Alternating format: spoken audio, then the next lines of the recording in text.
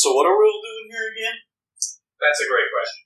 So essentially, we were helping one of our friends. She was moving, and she had a whole stack of books. A bunch of books that none of us had ever even heard of or read. And we came across a few that we decided would be fun to read, just to see if we could get through it. And so we've made this YouTube book club. We hope you all participate. And one of the objectives is to have a good time and to maybe start to understand the hype around romantasy books, especially for men. Yeah, so the book we kind of decided to start with is From Blood and Ash by Jennifer L. Armentrout. And yeah, with this book, we figured we might as well suffer together. And welcome to Books with the Boys.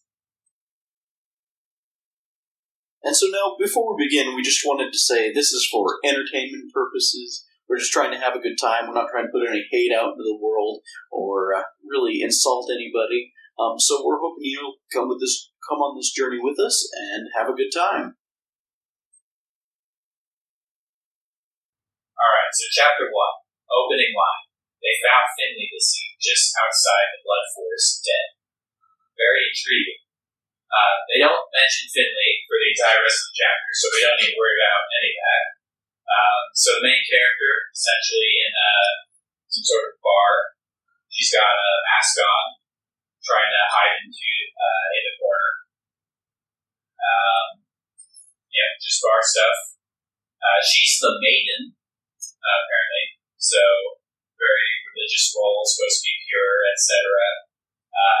So she's kind of being a little daring at the bar today, called the Red Pearl, and essentially her father figure walks in at some point, and she has to retreat. The bartender, one of the ladies who works there, whatever, she tells her, go upstairs, go on the 6th door on the left. And she goes there, and there's a person in there. And that's chapter 1.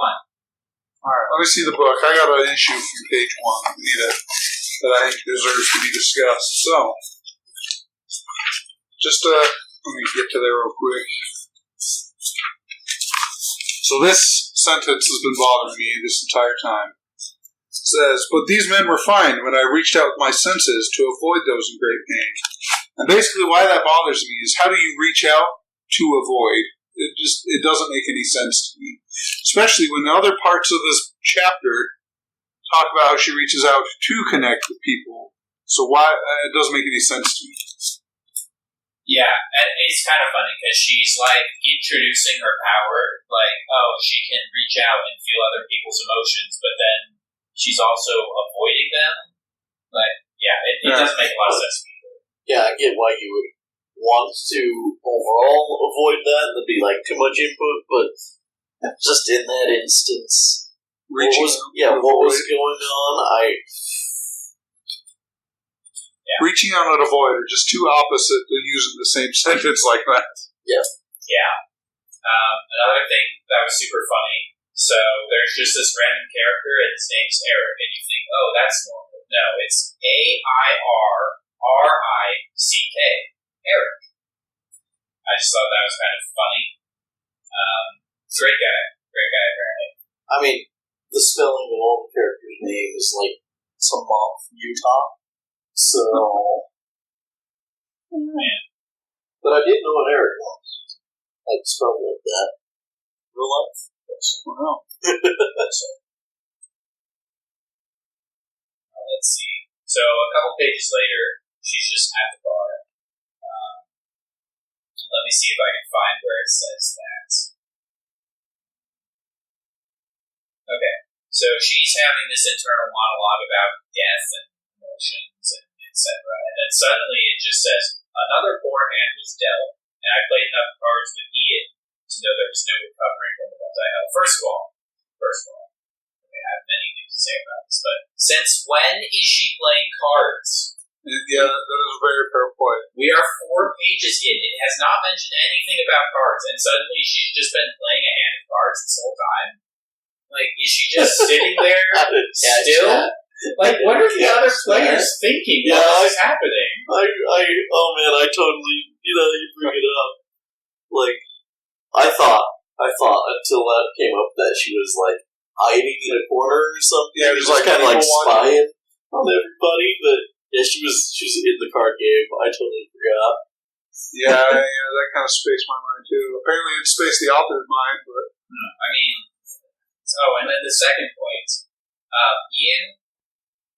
It was Ian. So it says my brother Ian. It mentions Ian like 5 or 6 times, which is an insane amount of times in a page to mention a character who never shows up. It's absurd.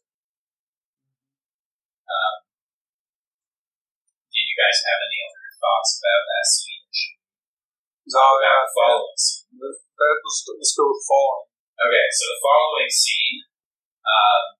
So some woman apparently just like jumps on the table, starts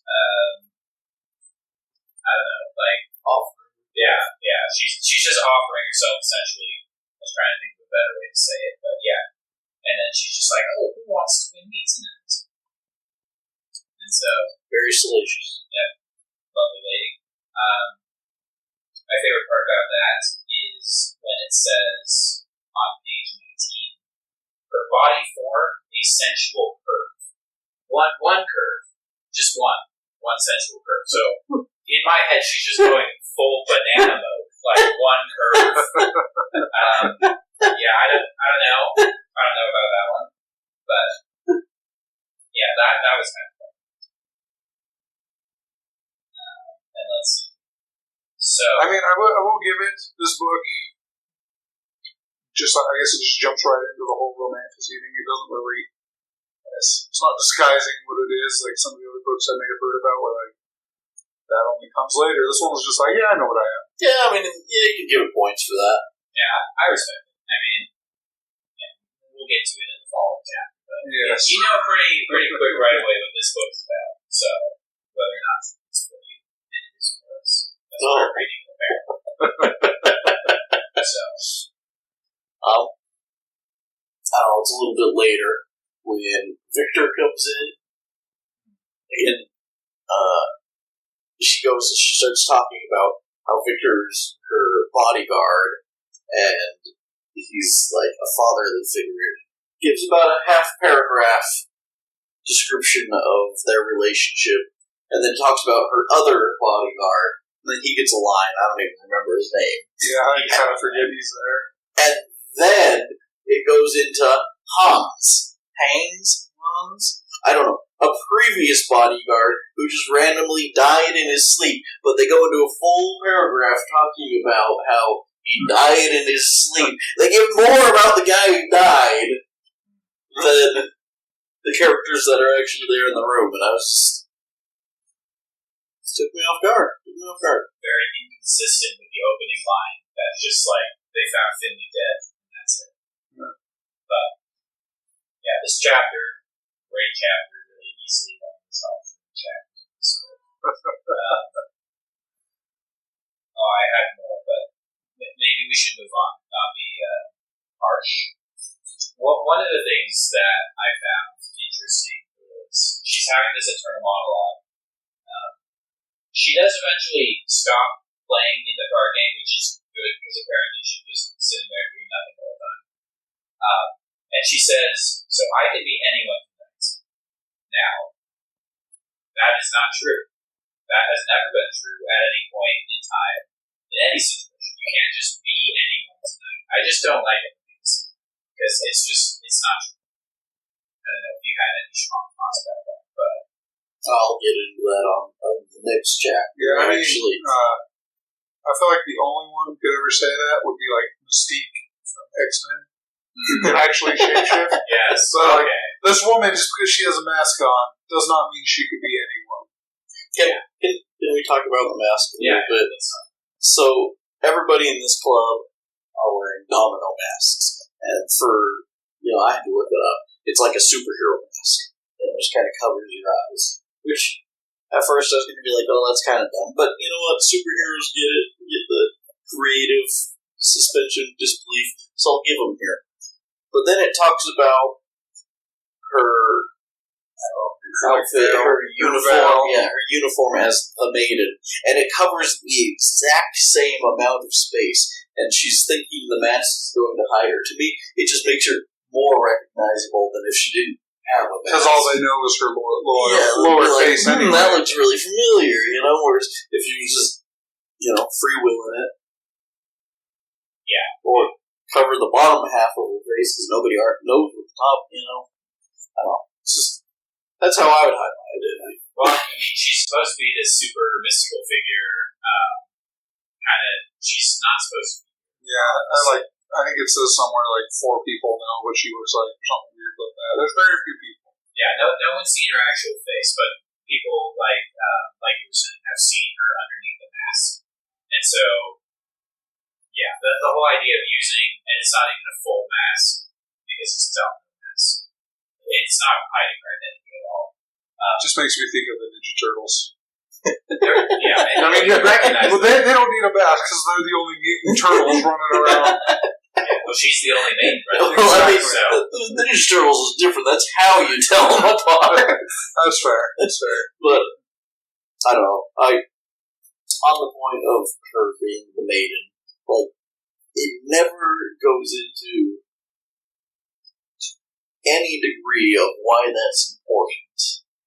I expect it will. I hope it will later in the book, but it does not explain anything other than the nobles that she lives with are super controlling. Yeah. She's got all these rules that she's constantly breaking. So shouldn't she have some benefits along with this super high position, or I don't know.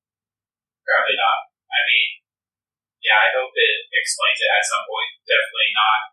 As far as I've read this book, it has not mentioned any significance about it. Yeah, but it refers to it as a religious position, and that it's her, but nothing else besides that, really. But I guess, again, I'm not very far into it, so maybe it does later. But right now, I think that and several other terms are used that they just kind of expect you to know what that means without ever explaining it. Yeah. Okay, well, I was just going to say. I'll go. Okay. I was going to say, I don't know. On the one hand, just giving you a bunch of terms and using them like they're everyday terms, that can be immersive. But when reading a book, you need some kind of level of I know what that is for you to care. I'm thinking in Cyberpunk, the Cyberpunk 2077 video game, there's a lot of slang that they use, and they never take the time to explain it, and you just kind of learn what it means, and that's good. But here, I'm just why do I care about any of this? Yeah.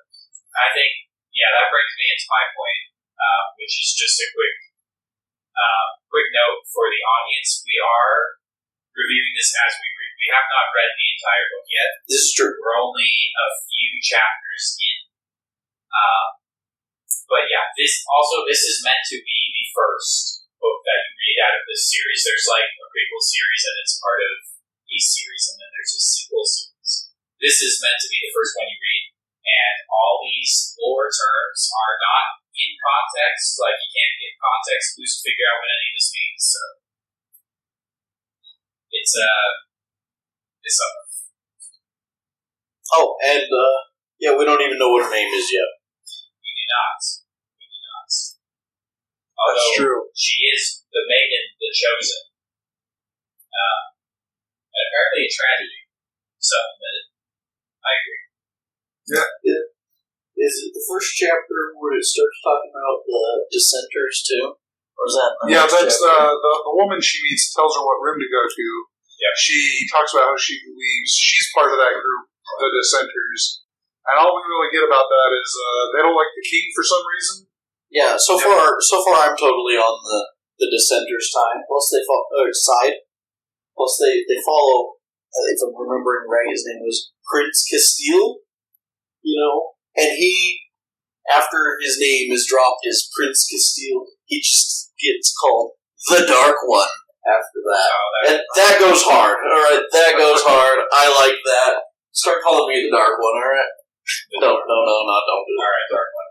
The entire structure, government structure, hierarchy is a complete mess. Sure, they refer to the Ascendant several times, but from what it sounds like, that's just you gotta go live at this nicer place. Yeah, but it's some kind of thing actually happens, but yeah, they're like nobles, but maybe they have magic powers. Yeah, I'm not really sure. Yeah. Going to a more specific example of something from the book that I found interesting. So, this guard is picking up this other girl, essentially, and it's describing her, and here's what the main character says. She rose, the skirt of her lilac-hued gown falling like a liquid around her legs. What does that even mean? Falling like a liquid? Like it hugs your skin. That's not how a liquid would. The liquid would just fall all the way to the ground, though. If it works, I don't know how to explain it. It sticks to your contours as it's falling out. Yeah, the only thing I can think of is when your clothes are wet, they're more clingy. Yeah, so it's like clinging, but she didn't say it was clinging to her legs. It said it fell like liquid. Like a waterfall in the pools. So it's it just crashes down and then spreads out? Or? Yeah, that's not what happens in the dress, right? Yeah. I mean, is it? I don't think so. I don't know. I think maybe it is, but I think it would have mentioned that. Yeah. Either way. I don't really know what that's supposed to mean. Yeah, she uses that description on a few articles of clothing. Sometimes I think it's possible to try and be too descriptive and make it sound different instead of just saying what it actually is. Sometimes it just doesn't work well. Yeah, I mean, that's not how it is. But I'm more of a physics guy, science guy. But yeah, as far as states of matter go, liquids do not. So that's just more of a personal nitpick. We're going into nitpicks now? Oh, this is all. I mean, I have plenty of large complaints, but a lot of this is nitpicky for me. Maybe we'll save it to the end of the video. That's one thing that I was just kind of thinking about. So, in this bar, it talks about this room that's kind of partitioned off from the rest. And that's kind of when she runs into that lady who later tells her what room to hide in from Victor, who she knows. And I feel like that part's a little weird. She's like, oh, what's going on back there? I don't know. But she also later and before is talking about how she's innocent, but she also knows so much because what people talk about. So I feel like that's a little contradictory. Because she said, but maybe that's just to show how, I guess, I'm trying to get into the word, ignorant she actually is, but, she talks about, I know these things because people talk. And they're dancing, is what she says. Yeah. And then the I don't know, the matron, the lady at the bar is like, well, some say to dance is to make love. And that's the line. I remember that. That's a great line. Yeah, that's a great line. I just thought that was a little weird. Where she, at one point, she's like, "Yeah, I know about this because people talk, and I hear it." And then, I don't actually know what that is. She's interesting. Special, but they are. So she sees two people in the. In my head, this is closest to like a bar, but it's like a masquerade event or something. So, yeah, it's a little different, but essentially she sees two people holding hands and she bites down on the lip and pulls them in. So, I guess they're trying to paint her as like super innocent or whatever. I don't know. Starved for touch. Yeah, I mean she's looking at two other people. I know. That's what I'm saying.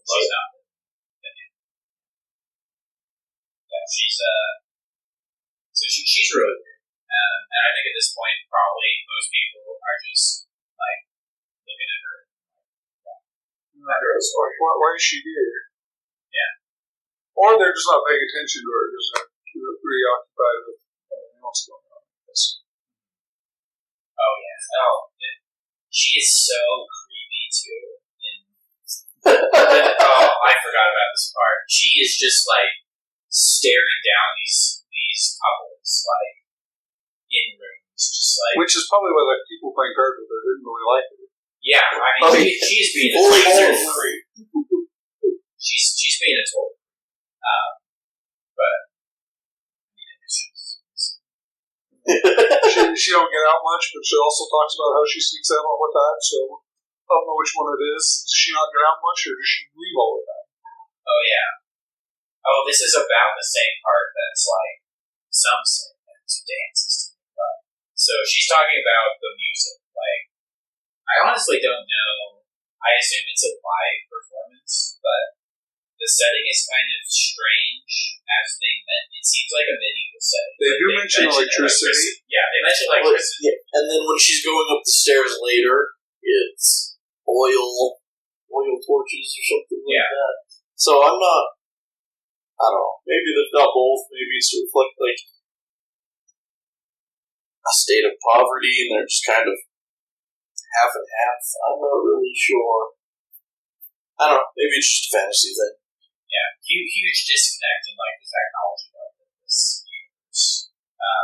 Maybe, excuse me, I think it somewhat explains it as electricity is like a luxury, but anyway, it's a little bit of a tangent.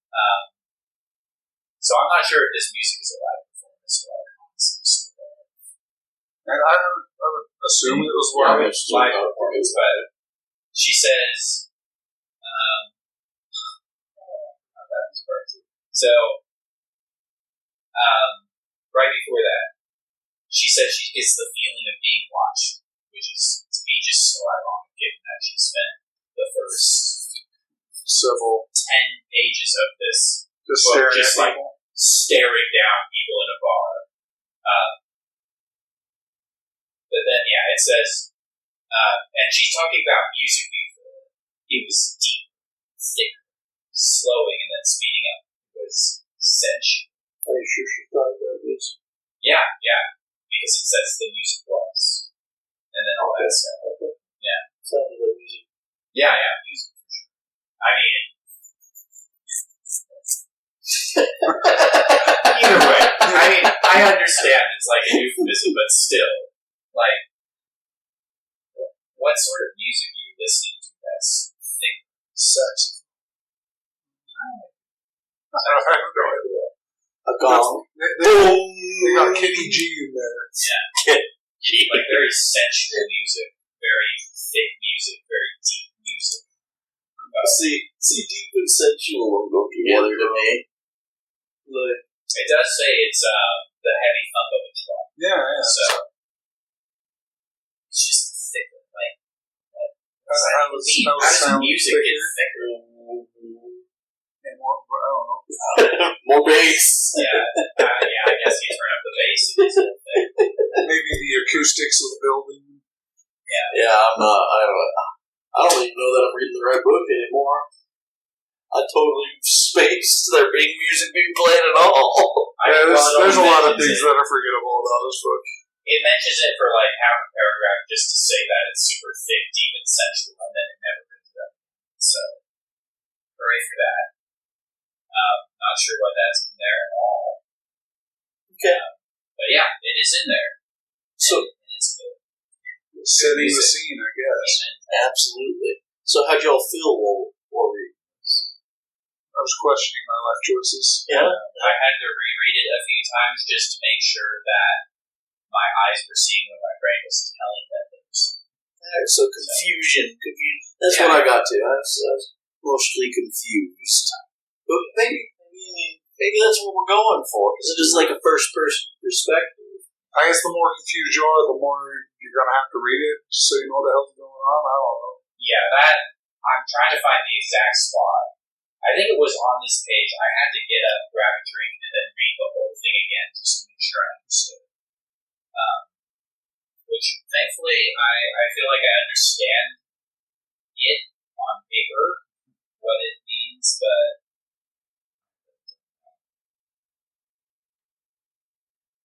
yeah. Oh, and she sees these private rooms in the bar, of course, in the back, and then she starts trying to get in them.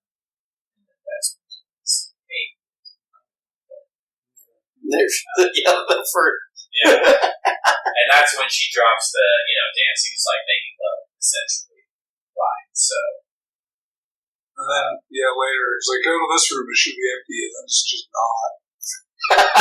Yeah, that was great. Honestly, respect that. Respect the part. I don't know. Well, how's she going to make money in this? I mean, we're getting ahead. Getting ahead of ourselves. Yeah, I think that's like the end of chapter 1. She goes in and there's someone in there. Yeah. Yeah. It's a bit of a spoiler, but I think we said it in the recap. She tells him, go into this room because she's hiding from Victor or whatever, so she needs a hiding spot. And she's like, there shouldn't be anyone in there, you'll be fine. Yeah, if she's going to creepy stare at Victor like she does everyone else, then it's going to be tough. So, I'm excited for Hot Flip. He's a guy. He is a guy. He's a guy. He's a dude. Well, some of the more minor things for chapter 1. Ellipses. Tons of ellipses. Every word, it seemed like. Ellipses. On page 20, or at least in the PDF version of it that I was reading, there was the legendary 4-dot ellipses. Yeah, the formatting of the pages it's a little weird. A lot of indents and weird paragraphs. It's kind of an odd formatting. Yeah. The formatting's not great. Yeah. Oh, I forgot they found out she was the maiden.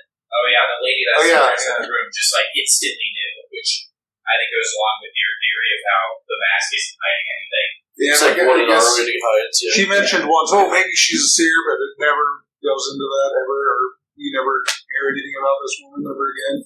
Yeah. Or the dissenters that she may or may not be a part of. Yeah. I'm sure we'll get there.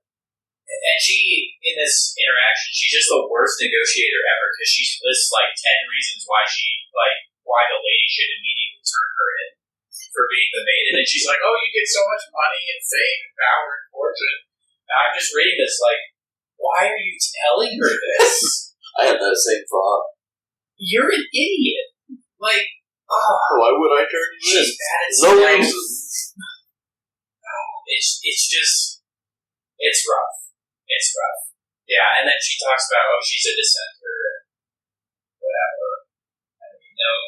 That doesn't really come up, at least as far as I've gotten. And I think with that thing, I'm still unsure if there actually is a king, or there's a duke and duchess for sure. Yeah, and then I guess her brother. There's a queen and a king. Yeah. That's right, because I guess they made an exception for her brother to ascend. Whatever that is. Because he was related to the maiden or whatever. It's his brother. Yeah. Nepotism at its finest. So yeah, there's actually a lot of lore. We said that the political structure is a mess. So there's a duke and duchess, which apparently would be what you turn her in for this great war. But then there's a king and queen. But then there's also a prince, the true heir to the kingdom. And like you were saying, just call him the Dark One from now on. So that's kind of cool. Prince Castile? Yeah, Prince Castile, the Dark One. A monster who wreaks havoc and caused bloodshed, the embodiment of pure evil. And somehow brought the mist that seems to be bad for some reason. Because something killed Finley in the mist, or people die out there. Oh yeah, that reminds me. The wall. The rise, as they call it. So is that just straight up lifted from Game of Thrones? Because that's totally what it seems like. Also, what is the purpose of this wall? Keep the mist out. Exactly. Whatever's in the woods. Why does it need to be manned? So physics moment again here. So mist, obviously, wall's not going to do that. Yeah. Well, it's magic mist. Fate's magic wall. Or the wall's just there for whatever monsters out in like the Bloodwood woods or whatever the heck it's called. I would accept that one. I actually think canonically it is the Bloodwood woods. Because Bloodwood is the name of the woods. Like Bloodwood Forest or something. That's amazing. We love that. And then there are huntsmen, but they're not hunting anything. They're just like the farriers and the couriers. Every single page. Every single page. Okay, so after she tells her that she should turn her in for all this fame and fortune to the Duke and Duchess, she remembers that all these royal people have been disappearing and being killed in their sleep and just disappearing. Why are you roaming around the streets when, like, royal people are getting kicked off? And then also telling how to turn you in. Oh, just every... Well, she's innocent, not that well experienced in the world. She's what, 18?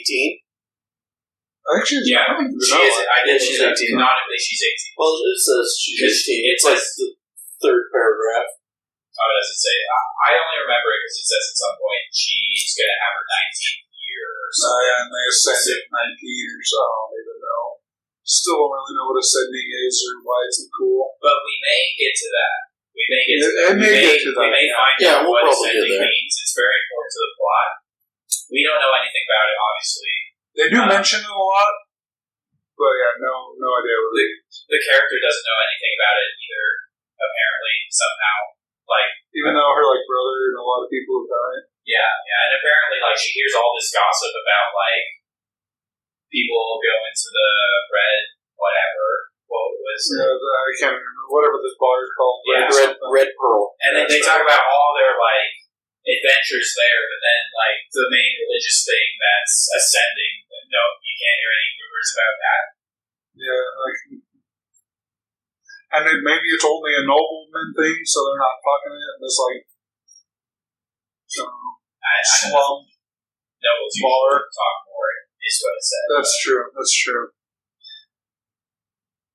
All right. Yeah. Well, I do have interesting complaints. Do we need them? Yeah, sure. All right. I only had a few quick points. So, page 27. Page 27. There's a lot on this, so maybe I'll try and narrow it down to my top 2 complaints. So, they don't mention Finley. Like, the opening line is Finley died in the forest. And, like, they don't mention him at all. Yeah, and it's like random guards she's just kind of listening to. Well, which... That she's playing cards with. Yeah, is she playing cards with those guards, or are they at a different table having that conversation? Because it's very unclear.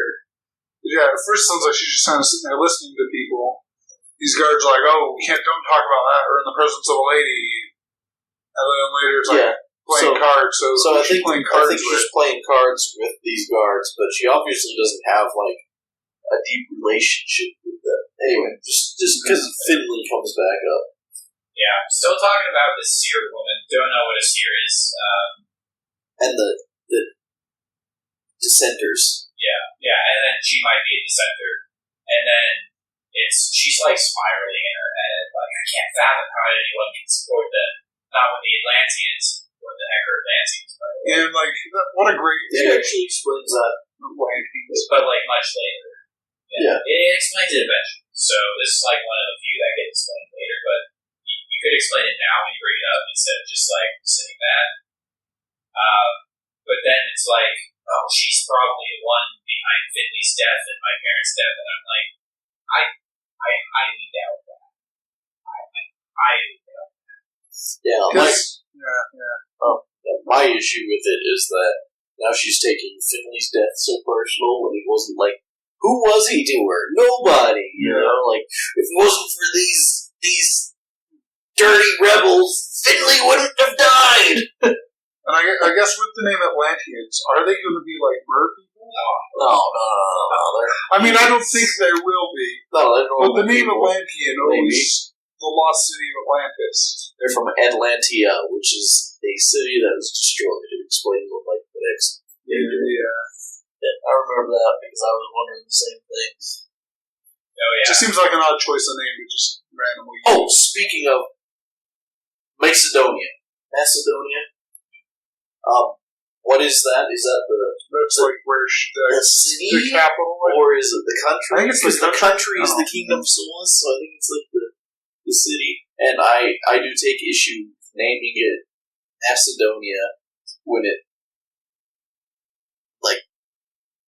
has nothing to do with Macedonia.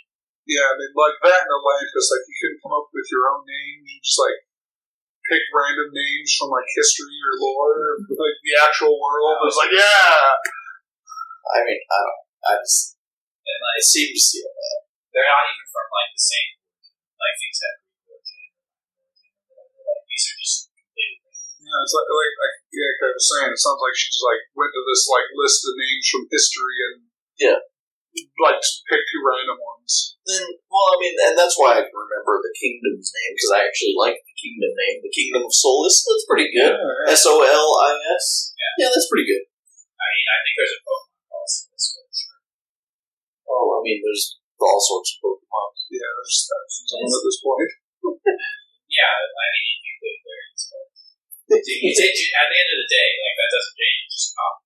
Yeah, it's true. Whether it's on accident or purpose. Yeah. But I mean, which came first? Okay, sure. The Pokemon game first. All right. So I think is that about it? Yeah, no, it was so funny. So she's in the bar, and she sees her father like picking up some chick, and that's just hilarious. Oh That's yeah, so funny. that Victor. Yeah, Victor, who's her father figure. And then she says he's well into his 4th decade of life, but then on the next page, he's just like a man in his mid-30s. So that was a little bit. I got a little bit of whiplash from that. Like, are we talking old school fancy, or are we saying they're in their 30s? Like, well into your 4th decade, could be 30s. no, this is a different guy though. Oh, This is a different guy. It's like you said one well into your 4th decade, and then the other one you just said the number. Okay, I see what you're saying. I see what you're why saying. not just Why keep the the same? inconsistency? She does a few just things like that. She does that more than once. Maybe it's like respecting it's your dad. You can't say Heel. about Yeah, you can't just say heel. I mean, yeah, it's not like she's talking. Heel. All easy heel. And then my last note just says get destroyed. I'm trying to figure out what. Is that because she went into the room and there was somebody in there? Oh yeah. So she goes into the room and she doesn't check the room if anyone's in there. She just like in my head, she's just like walking in and like doing a very swift turn and closing the door. Which- and there's just someone in there. Why was she panicking? Because from what I understand, these rooms were like separate from like the bar area where Victor was. So why was she so hurried to get in the room? I can't even remember. Well, because Victor's getting cozy with the lady. That's true. And so may he's come probably with- coming up toward that area. You know he is. I mean, not to spoil it, but Victor's. Okay. Just throwing that out there. But yeah, so she gets absolutely blindsided by a person being in a room. Crazy idea. Yeah. Here it is. The sound of a male chuckle filled the hallway as the door beside me opened. Panicked, I quickly backed into the room in front of me, closing the door. So she hears someone laugh, and she's like, "Oh dang it! I gotta get in here." And So she didn't even go into the right room then, did she? she didn't go into the right room, but she was like, Not she put her aware of her hand- surroundings. no, she put her hand on the handle and was just like standing there frozen. Which apparently she does that all the time, based on her experience. But she's standing there frozen, and then she hears someone laugh, and then that's enough. That's enough to get her to like, and then swoop.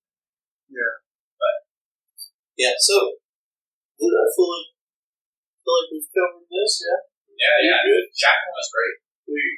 It's been hard to follow. I guess you could call that. Yeah, I feel like this is very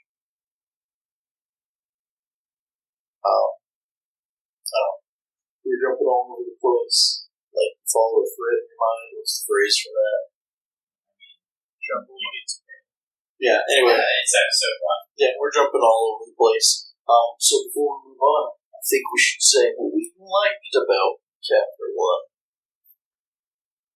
I don't know if there was anything I liked about Chapter 1. Alright, I'll start. If you want more time. I was just going to say, I actually like the oil lamps and the electricity thing. I think that's kind of a neat bit of world building. So there's like a difference here. Both things exist. You know, I like that. I don't know anything about Victor at this point, but I like Victor. Alright, I'll go next. What was the question? What did I like about Chapter 1? Yeah. Okay. Alright. To be honest, I don't know if there was anything I can think of that I like. You need to search a little bit. I mean, yeah, maybe. I got it. There's. Maybe while he's looking for that, did we explain how the chapter ends? Just so we can be ready for. Oh, yeah. She just goes into the room.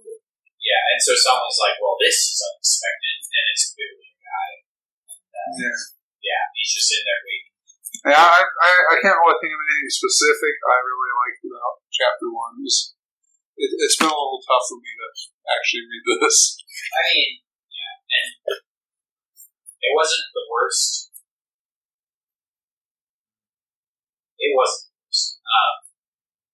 It's like world building, so I didn't think the world was built in a way that was super understandable, but rereading Chapter 1 a second time, I kind of understand some of the structure of it. So. Alright. Thanks for joining us.